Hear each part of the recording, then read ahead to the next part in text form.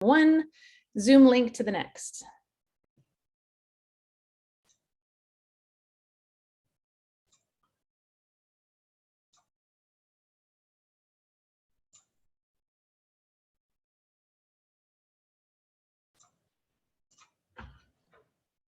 Okay, I spotlighted our CDE team, and in just a minute, I'm going to share my screen. Lindsay, you should have co-hosts as well. So would you like me to share screen, or would you like to just share your screen with the slides? Oh, I'm happy to do that. Let me get back to the beginning. Let's test that out for us. And welcome everyone. Thank you for the little time buffer as we transitioned from the main institute to our breakout session here, and so happy that you are joining us this morning.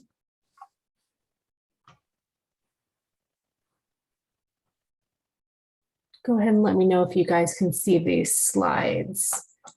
We can. Yep. Looks good. Good. Okay, should we get right into it? I think we should. Right.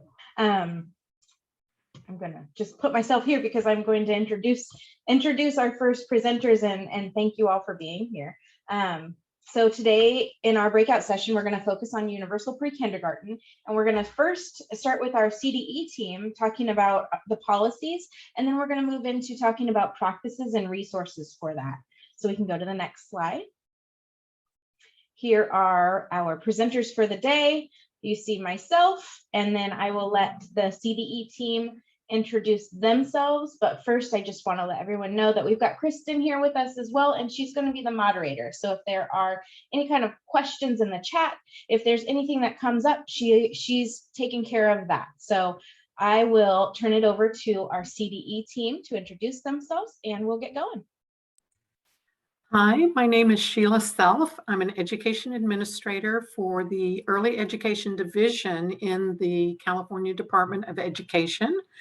In baseball, I would be called a switch hitter because I am familiar with the SIP project, having been in this special education division and now having joined the Early Education Division. So pleased to be here today with you all.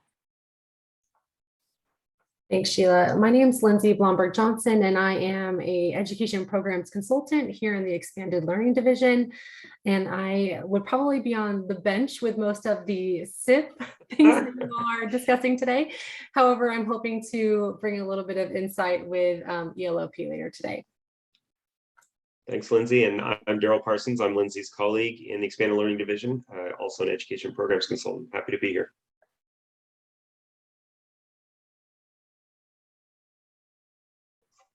So briefly, like I said earlier, we're going to talk about the UPK system, and Sheila and Daryl and Lindsay will take that over. And then we'll talk a little bit about the focus areas in the planning and implementation process. Then we'll talk about resources. And at the end, we'll be able to talk about some areas of need and have a little question and answer session. So with that, I'll turn it over to Sheila.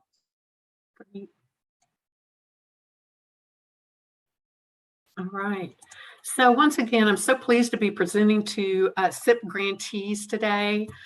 Today, we want to share the historical investments in early education that are being proposed in the governor's budget. So as you can see, we have $11 million to increase the number of program slots in our California State Preschool program. There is a proposal for $500 million to increase our current inclusive early education expansion program. So that's wonderful and aligns with the work I know you all do. $3.6 billion for expanded learning. So I'm happy to have my colleagues here to discuss that a little bit more. Additionally, we're going to be targeting 10% of children with disabilities, much like in a Head Start scenario. So we want to ensure in our state-funded preschool programs that we are inclusive and are enrolling children with disabilities within those programs. The big news that everyone is interested in is the universal transitional kindergarten. So a new grade from last year's budget has been put in place. So TK is the first year of a 2-year kindergarten period, but it has been called out as universal. So anyone interested in enrolling their child in TK may. However, the strong caveat is that it's based on parent choice. So it is not a requirement, it's not compulsory, but it is available for parents who are interested. And then finally, I want to highlight that we have a $100 million grant, an RFA currently out being responded to for teacher workforce. We know that there is a teacher shortage. We know that it's a specific skill set that is needed for providing education to young children. And so we want to make sure that we not only are planning to grow our own, but also are beginning the professional development and collaboration among our state preschool, TK, and K programs. Next slide. So here is the description of the UPK universe, and this is really critical to understanding kind of the system as a whole. So UPK, it stands for Universal Pre-Kindergarten, which will be implemented by 2025-26 for our transitional kindergarten. And it will exist for all 4-year-old children in California. A lot of people think that universal transitional kindergarten and universal pre-kindergarten are the same thing. So we wanted to clarify for everyone kind of how we're thinking about it at the department and how LEAs are being asked to think about it as they're working on their UPK implementation plans, which will be submitted to their governing body in June of this year. So UTK is part of UPK, but it's not the only part. And as you can see, it's a mixed delivery system, inclusive of Head Start, private providers, our state preschool, and transitional kindergarten. All of these activities occur in a pre-K scenario. Universal means that regardless of background, zip code, race, immigration status, or income level, that every child has access to a quality learning experience the year before kindergarten. Statute is always very clear that families with a 4-year-old, again, will have choice in which pre-K program they'd like to enroll their child. If you have a 4-year-old child and they are enrolled in a pre-K program, just because the child is eligible doesn't mean that the child has to be enrolled in TK. They could be enrolled in any other program of the parents' choosing. Statute's also very clear that LEAs must plan for universal pre-kindergarten in this mixed delivery system, including thinking about ways that universal pre-K can be provided beyond transitional kindergarten and how universal pre-K can be made into a full day program. As a result, that is why CDE is using the language around UPK, since just planning for TK doesn't address all of the areas where LEAs are being asked to plan under state law.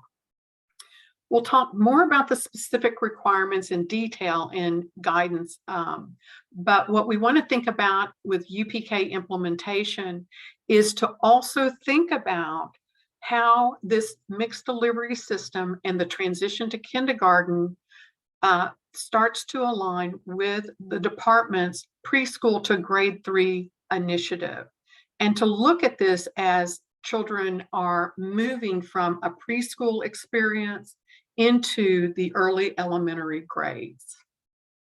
So as you're planning for your expansion and maybe CSPP expansion that I mentioned previously, that you're looking at curriculum across these early stages and grades, you're engaging your pre-K and kindergarten teachers in professional development together, and you're supporting transitions of children between grades and much, much more.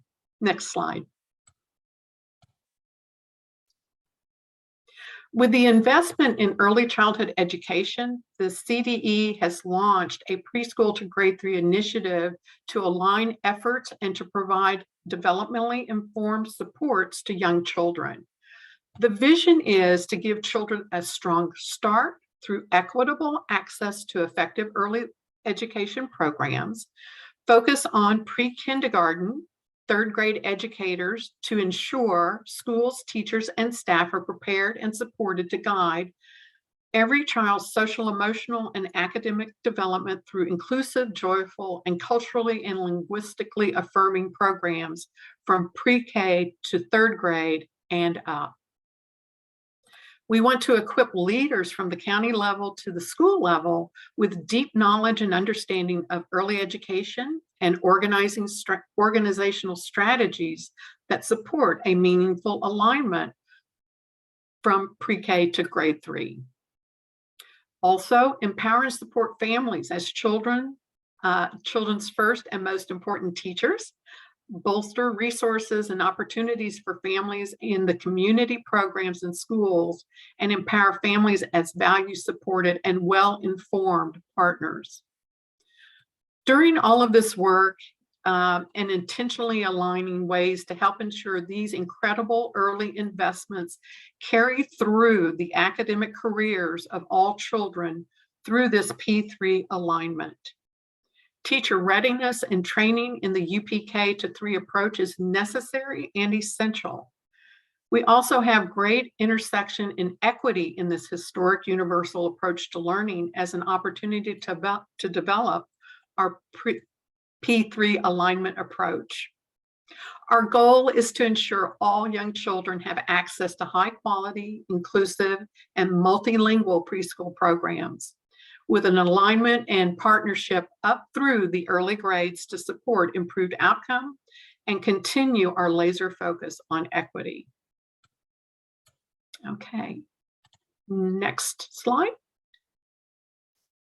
So again, another representation of how we think about our work. We have transitional kindergarten as an integral program within the mixed delivery system. We talked about those programs that are outside of this, Head Start, private providers, etc. Universal Pre-K is that mixed delivery system. And then P3 connects our UPK, kindergarten, first, second, and third grade. It aligns developmentally informed best practices from preschool to grade 3. Next slide. All right, so how to do transitional kindergarten, universal pre-kindergarten, and P3 alignment work together. So how do you keep all 3 plates in the air? Well, first, for our P3 alignment, we want to ensure that it connects with our kindergarten, first, second, and third grade, aligning developmentally informed best practices, that there's collaboration across the grade levels so that teaching strategies and coordination can occur. Next, in the universal pre-K system, we know that it's mixed delivery and provides every 4-year-old child access to a high quality learning program the year before kindergarten. And then transitional kindergarten is an integral program in the mixed delivery system for achieving universal pre-kindergarten. Once again, parent choice will drive the setting in which children are enrolled, but universal transitional kindergarten will be available to all 4-year-old children. The only program that must serve a 4-year-old child, and this is going to have an implementation timeline to where the birth date changes on an annualized basis and will be fully implemented by school year 25-26. Next slide. So here is the timetable. So as you can see in 21-22, this is our planning year, right? So things are kind of static this year. Everybody's planning, getting things together. Some school districts have decided to kind of go all in at the beginning. Others are making more strategic and really trying to balance facility and other areas in order to support all the programs that they are operating. You can see that in 22-23 TK, we have a date of December 3rd to February 2nd. And just a footnote here, early transitional kindergarten has been utilized by some school districts to kind of denote this early 2-year program because they weren't funded initially for transitional kindergarten when the pilots came out. So they utilized the term early transitional kindergarten. As you can see, the dates change across time until we get down to the final year in 25-26, where TK is fully implemented. Next slide. All right. Exciting news that I know all SIP grantees are going to be excited about, which is promoting inclusion. So children with an individualized program plan, an IEP, will be categorically eligible for California State Preschool. So there won't have to be an income eligible criteria. We know that that's been a barrier.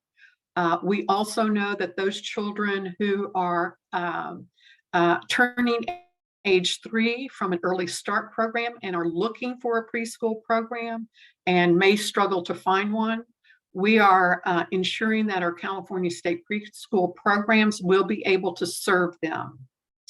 Additionally, as I mentioned, we are reserving 10% of children for percent of our child slots for children with IEPs or IFSPs, very similar to our Head Start program.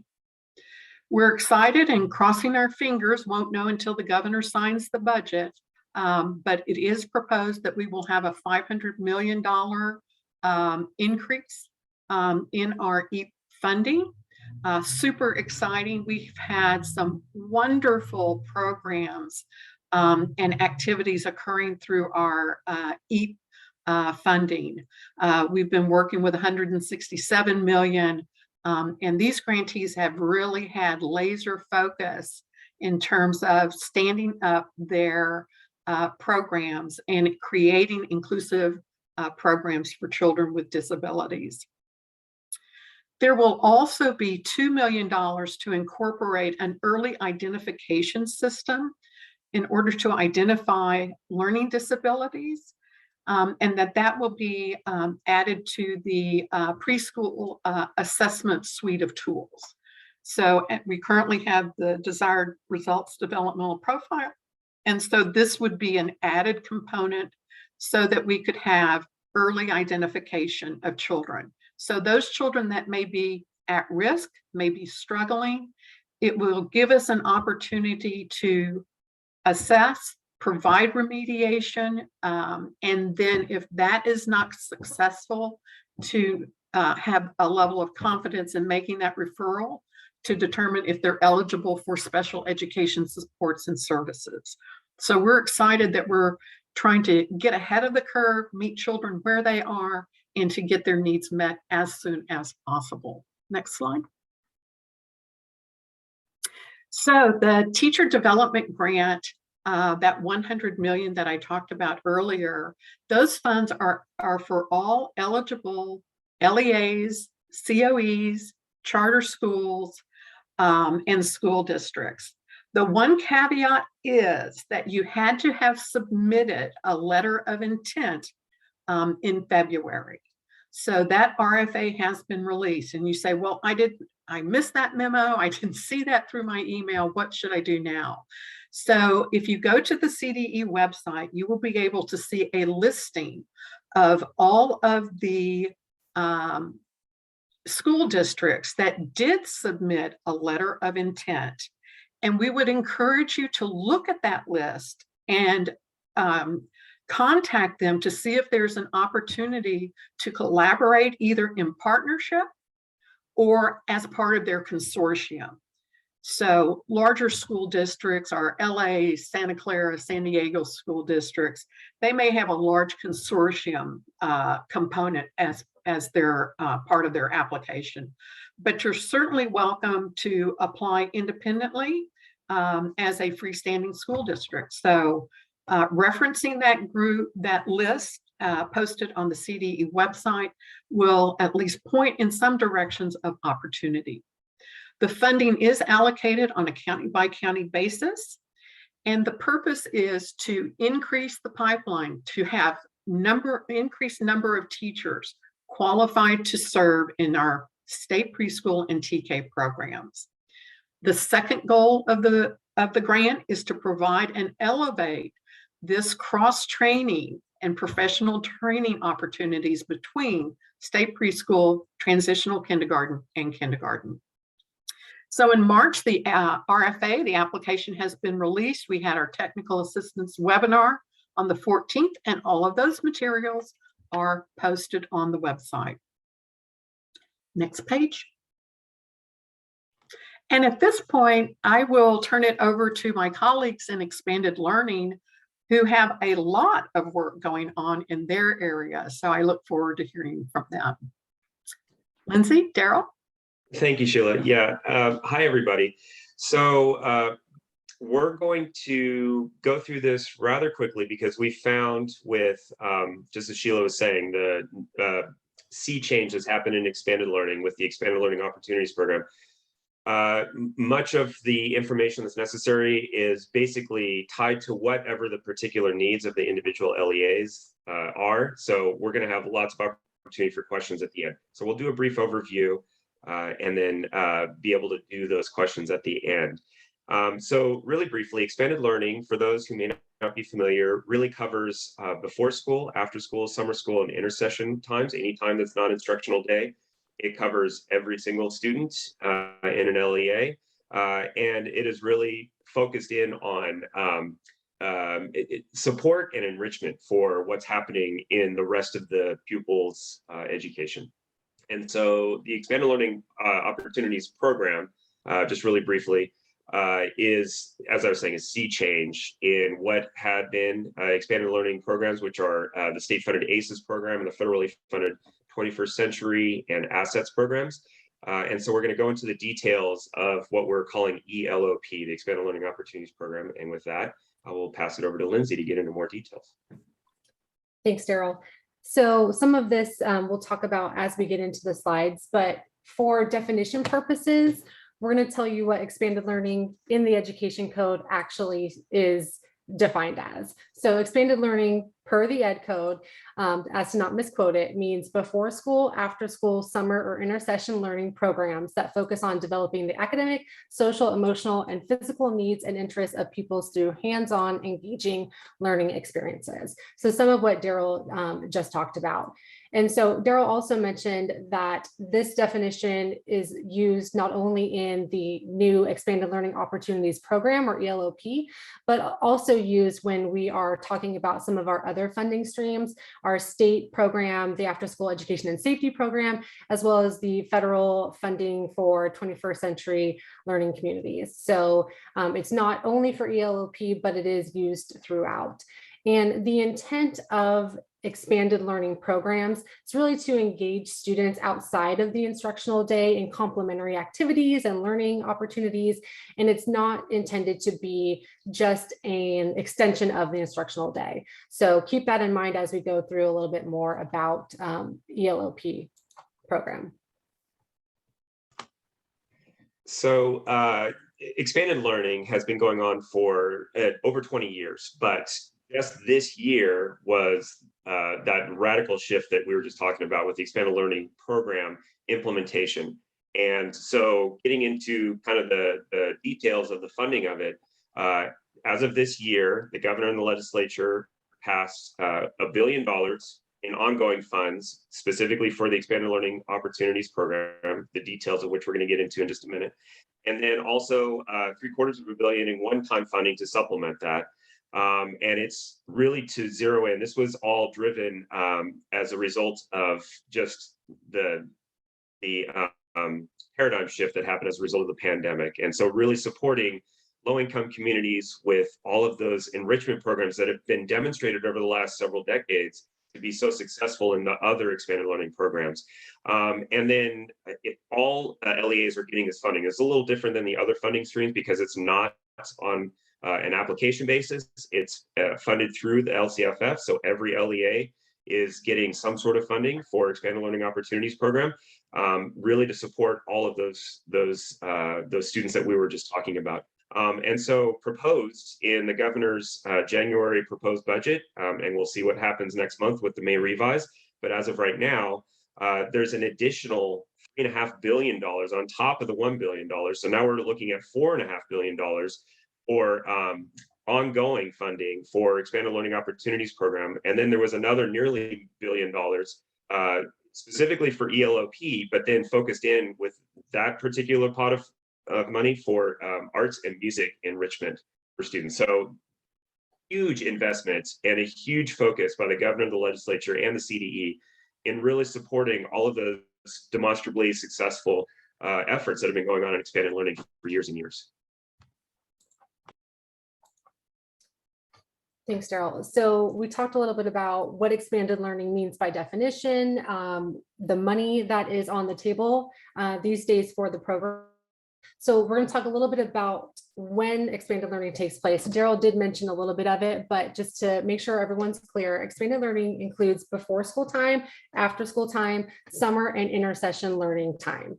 And it's important to remember that intersession can differ from LEA to LEA, just depending on their instructional schedule. So we define intersession as non-instructional days for a specific school. So that could be weekends, it could be holidays, professional staff development days, and so on, just depending on that particular LEA. So during those times of intersession, expanded learning programs could take place.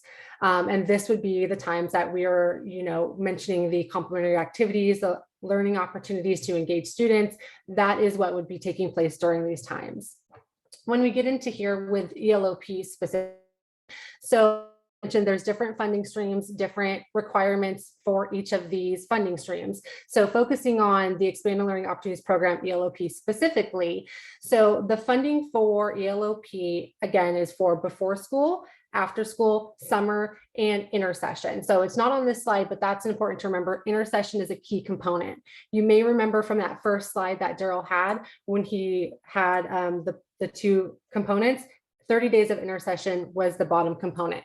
So we really want to highlight that here because there's the two operational components of ELOP are a 9-hour day. And what that means, a full 9-hour day is before school time and after school time, when combined with the instructional daily minutes, would equal 9 hours. So maybe you have an hour before school, you have your instructional day, and maybe that takes you to 6 hours of time. And then you have a 3-hour after school program, which takes you to your 9-hour day. The second component of this program that's required is 30 days of intersession programming. So remember, that could be summer. We focus a lot on the slide with it saying summer school enrichment programs, but that could also be intersession time. So someone taking on this program would be required to have 9-hour programming throughout the day to be your full day, and then 30 days of intersession programming. So summer intersession time. And as we mentioned, the other funding streams that can be used in combination with ELOP is our existing after-school education and safety program, our state-funded ACES program, and our federally funded 21st Century Community Learning Center program. So it is the intent of the legislature that these programs are combined, are braided to be a comprehensive program at the LEA's level. Behind the scenes, sure, there's lots of differentiation in terms of how the funding happens and is accounted for. But at the student experience level, this would be one seamless program. And for you all to remember that these programs, not just ELOP, but ACES as well as 21st Century, they are also programs that can be used to extend learning and care opportunities for purposes of UPK. And so depending on the LEA, that could include Head Start, the California State Preschool Program, and early learning and care providers, which we described, Sheila described in earlier slides, can all be combined to meet the needs of UPK. So specifically for what we've been talking about, braiding and inclusive programming, really want to focus in on the fact that Expanded Learning Opportunities Program is specifically for TK through 6 funding. And there's a little bit of a differentiation in the law that the student to staff ratio needs to be 10-to-1 for TK and K versus the 20-to-1 student to staff ratio for grades 1 through 6. There's a little bit of a differentiation in statute for ELOP on that. As you see here, this link that you're going to get the slides after this presentation, or I think you may have already gotten the slides. Either way, you're going to have this web address, and all of these resources are on this page, which is the ELOP webpage for us. And so you'll be able to take a look through the statute, see some of the requirements. It's a very open architecture program though. And that's really driven a lot of the questions that we've gotten from LEAs around the state of what are we allowed to do? What are the requirements? It's a bit of a departure from those specifically who had already been working in ACES and 21st century expanded learning. The funding results, so as I said, every LEA was funded through LCAP, LCFF, and that is also available there. There is a program plan. That is really the primary requirement in this, is that LEAs need to submit, and it's not for approval, it's just for submission, a program plan that states what their plan is for how they're going to enact that enrichment and engagement and all of those practices that are going to be part of their ELOP. An audit guide is forthcoming. We do not have that yet, so they are still working on the details of that with the legislature and the governor. FAQs that are continually being added onto, talking about how this can integrate the 10-to-1 versus 20-to-1 student staff ratio, different requirements for making sure that unduplicated pupil populations, or UPP, are focused in on, because as I mentioned earlier, this is really focusing in on those most needy of students that we have, and then other resources, which really amounts to the system of support that we have within expanded learning, which is largely driven by county offices of ed up and down the state. And so there's additional resources available through that. So basically we wanted to give you, as I said, a brief overview. And then at the end of this session, we're going to be able to answer any more questions that you have. With that, I'd like to pass it back over to Heather.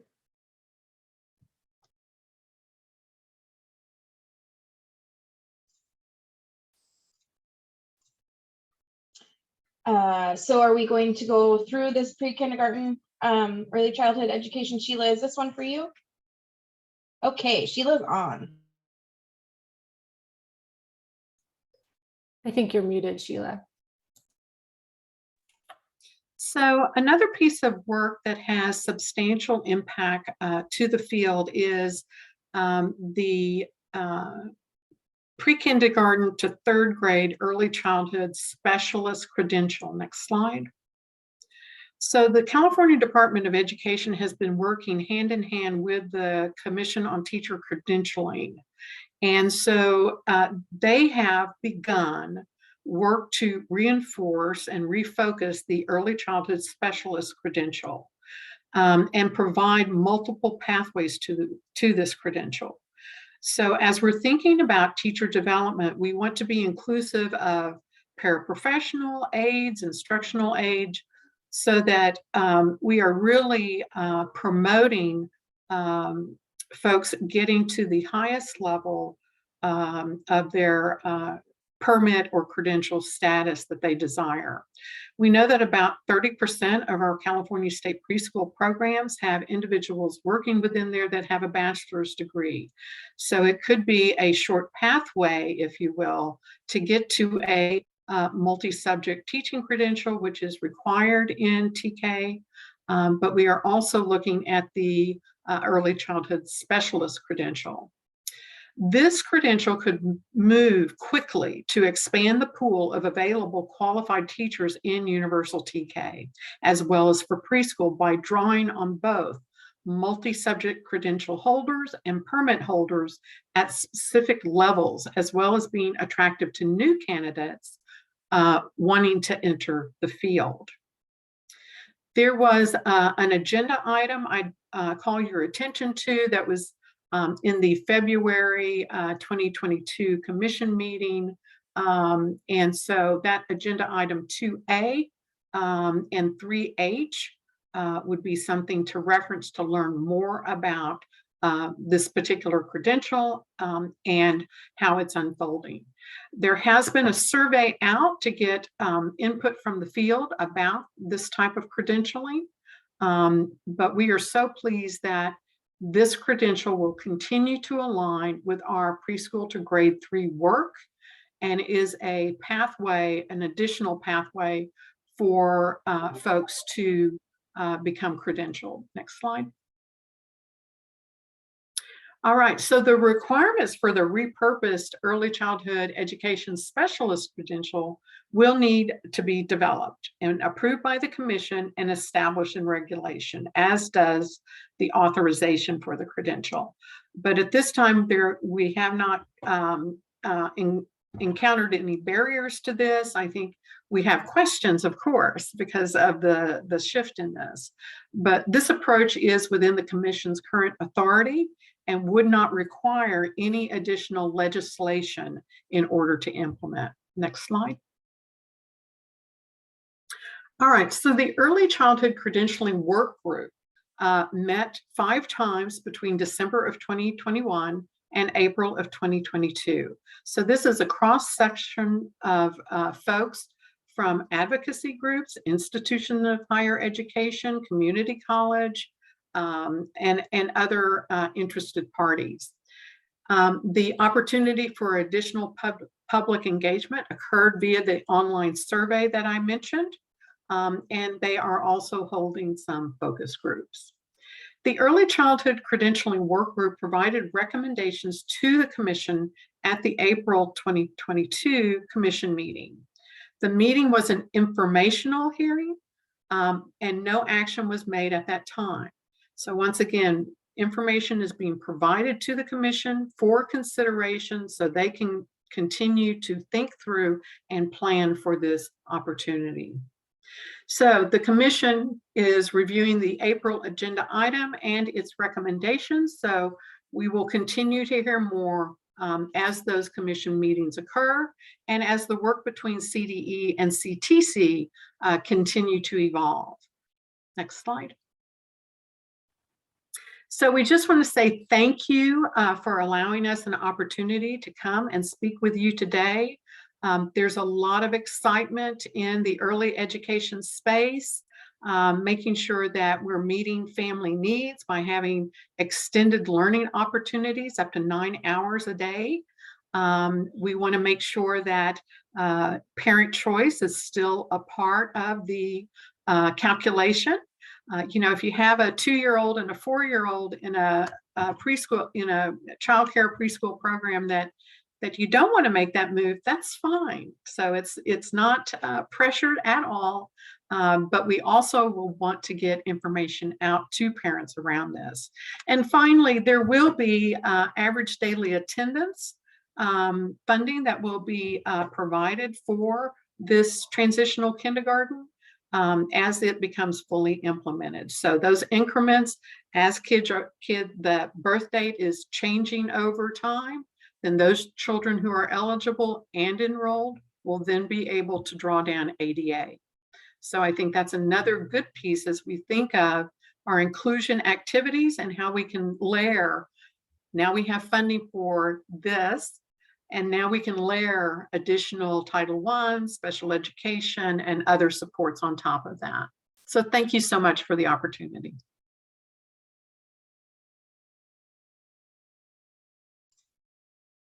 Okay, well, I just put myself on a spotlight and then I got rid of our presentation. So let me share my screen really quick so that we can get right back into it. So I'm going to take just a short amount of time now to share with you a little bit about resources that we have available, but then I really want to honor our time together and give you all time to ask questions that you might have. So we're really looking here at the focus areas of our of the plan, of the UPK plan. There's 5 focus areas that you can see here. And today, in our short time that we have, I just want to highlight some of the curriculum and instruction and also kind of environmental resources that there are available to everyone. And we will just get into it now. So here, you all have these slides. So I don't want you to feel like you have to jot these down or worry about them. The slides are available to you, and each one of these is a link to these particular resources. So we just want to talk really briefly about the resources that are there to support us as we're making this transition. And we're also just looking at improving and increasing inclusive practices in our early childhood programs, which now, spans from preschool and into the early elementary grades. So we have links for the preschool learning foundations and curriculum frameworks. We have on this next page, there are links for environmental rating scales. And one thing that's really important to note that Sheila shared with me is that these are all going to be updated. Most of the things that we're sharing are as they are right now, but we will be seeing updates to the preschool learning foundations and curriculum frameworks. We saw that funding in this plan to do that. But also with the environmental rating scales and the class tool, we're going to see updates with that as well. So what you're seeing in these links is how they are presented right now. And I really want to make sure that we have time for questions and answers. So these resources are available. They're everything is linked in there. And one thing that we really want to focus on is the continued support that we're going to be providing as we start implementing these plans that we're coming up with. So as a SIP team, we're really interested in asking the question, which focus areas or areas in general do you anticipate needing the most support with during the planning and implementation process and into the future?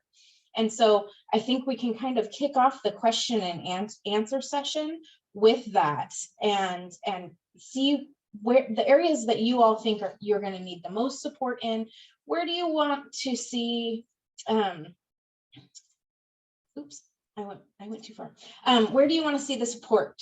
And so I think I'd like to open that up to everyone now so we can spend our last little bit of time together kind of answering questions that you might have and getting your feedback on what will eventually be a technical support series that we're planning to roll out in the fall. So I'm going to go ahead and have Kristen help me take a look at the chat. And if you do have a question, our group is small enough that you can just raise your hand and we'll get to answering as many questions as possible in the next 7 minutes that we have together. I see Christy Hubbard has her hand raised. You can go ahead and unmute. Hi, Kristen was helping me out with this in the chat a little, but I just wanted to ask for some additional clarification. So for the credentialing for people with an ed specialist credential, the special ed credential, that we've had kind of mixed messages that we've been hearing for who would be able to, like, do they need to do the extra early childhood pieces or not? Because the credential reads K to age 22, but then we've also been hearing that they don't have to. So is there a clear-cut answer as to whether or not like a mild moderate or a moderate severe credentialed teacher, would they need something additional to have the TK authorization? I'd be happy to take that question. So there are actually two options available.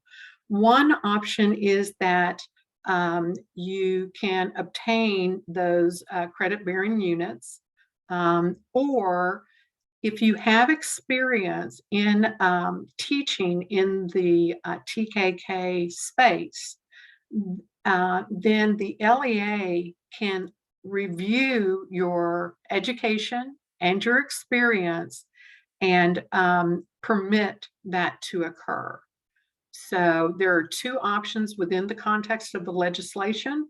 One is that people will get some additional training in early childhood education. The other is that folks may have been teaching in a CSPP program for 10 years. And so it doesn't make sense at that point to have to go get the additional, right? Because they have that experience. And if they were to move into a transitional kindergarten program and seeking the specialist credential, that could, based on the LEA's review, could be sufficient. I think what we're really wanting to control for is that we want to ensure that if there are elementary school teachers that want to engage in the teaching of younger children, that they have the information and background necessary to do that effectively and have confidence in that instructional methodology. So I think that's why those parameters are put there. So it's the same as for the multiple subject credential for the special ed teachers? Yes, that's Okay. that. What I just said would apply to multiple subject credential teachers as well. Yep. Okay. Thank you, Sheila. Next up, we have Denise. Your hand is raised.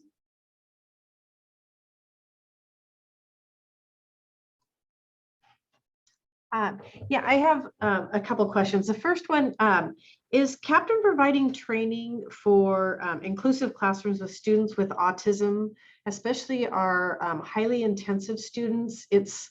We're moving along with all of our other classrooms, but I want to really make sure that we have something for students with autism that's supporting them and our teachers. I can speak for the program that I've had experience with. Captain has been instrumental in helping us with the evidence-based practices that we're using in an inclusive preschool program. And so I really think that, yes, they are providing that support. And it really just depends on reaching out and getting a hold of like your local Captain representative. But if you would like to be connected with someone, I think that we might be able to work that out as well. Okay, wonderful. It's been the Elizabeth Rice is here from Eureka City Schools. Winsler Children's Center has received support from Captain in implementing the visuals as an evidence-based practice as the first one, and it's just been great for all of our kids. Awesome, wonderful. Yeah, it is. We do evidence-based practices, but we have SDC classes with students with autism, and we're trying to, so now what's our next step into making those inclusive environments, yet them still getting as much programming as they need because of their needs. So awesome. The other question I have is the $2 million to help with, I think it was assessments, but I wasn't sure where. I understand about the DRDP. Yeah. Does this have anything to do with part C to B? Where No, they're writing 3? that's a great question, Denise. So this has to do with early identification within this UPK system. Okay. So I'll give kind of a common tool that's used is the ages and stages questionnaire, right? Something that gives us a quick indicator of whether children are struggling and may need remediation. So the DRDP is an authentic observation formative assessment, but we also want to ensure that we're doing our child find, we're doing our ASQs or some other methodology. And that's still, once again, if the governor signs off on that, then that work will begin. And there's a $60 million to roll that out and provide teacher training around it. So it should be a fairly robust system if it all goes through. Awesome, thank you. Mm-hmm. And Elizabeth, I believe you had a question in the chat regarding incentives. Did you want to go ahead and unmute? Yeah, I was just thinking about if we have a large number of teachers move into the credential program, what's going to happen to programs that, we need to retain our current staff in infant, toddler, and preschool programs. Absolutely. And is there, you know, additional efforts being put into keeping teachers where they are? Yeah, and we're concerned about that too. So we are not trying to, you know, borrow from Peter to pay Paul, as they say. But the teacher development initiative really is for all levels. So if someone is coming in and needs to get a permit, then go for it. We want to make sure that everybody is meeting the qualifications to provide that. We get questions about, for our CSPP programs in particular, like if all the 4-year-olds go away, then what do we do? And I just want to highlight that currently we are serving 13% of eligible children. So there are so many 3-year-olds out in our communities that we can be serving. So to directly make that line, Elizabeth, that's why we will continue to need to recruit and retain those individuals in our CSBP and Head Start programs. Just to note, though, that some of those may be very well positioned to go into those credentialed programs as well.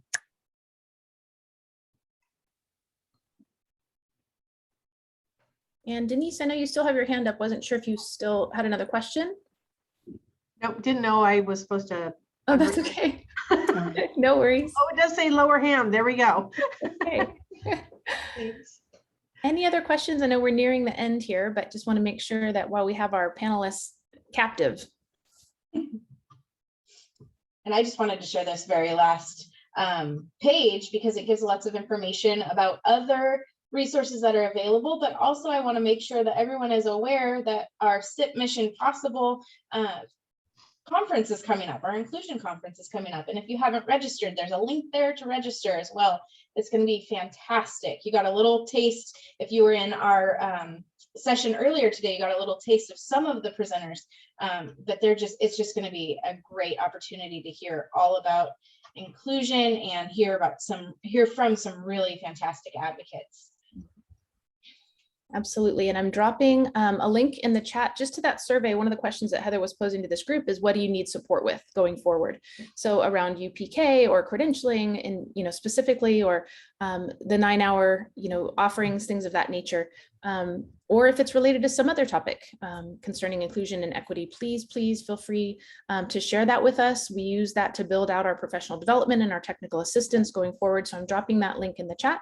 Again, it's not a survey about the Institute or this session, but it's really about what do you need in the field as you move forward. So that is there for you. And it does look like we have one question from Erin. Erin's got her hand raised. Hi, and I'm only like 4 months new to my role. So I know there's no stupid questions, but I'm wondering, when you're talking about 10% of the students being now kind of the spots in state preschool being held for students with disabilities, is there any it's at any ability level? Is that correct? So I know I've had some pushback with like, well, even if they're on an IEP, but they're not toilet trained, we can't do that. It doesn't matter. Is that correct? It does not matter. Yeah. Okay. And we have to understand that if a child has an IEP and that's part of what their needs are, those needs have to be met. So okay. Yeah, that comes up a lot, by the way. Okay. Awesome. Thank you. You betcha. Any other questions before we sign off? Great. I just want to personally thank all of our panelists. Heather is our newest program support specialist with SIP, and just could not be more honored to have her on board and really leading with expertise in early childhood, all things inclusion and equity, and through the whole gamut, but just that great wealth of experience, and then connecting with our partners at CDE to bring this session to you, and just really making sure that what's happening at the state level is transferring down to the classroom level, and that we're doing the best for our kids. So I just personally want to thank everyone, and I'll turn it back over to Heather. I just want to echo what Kristen just said. Thank you all so much for being here with us today. Thank you for being flexible, and I hope you really utilize those resources from the Padlet. And please make sure to complete your survey, because that's really going to drive our planning for that technical support series that's coming up in the fall. Thank you so much for being here, everyone. And it is 12:05, so we will say goodbye.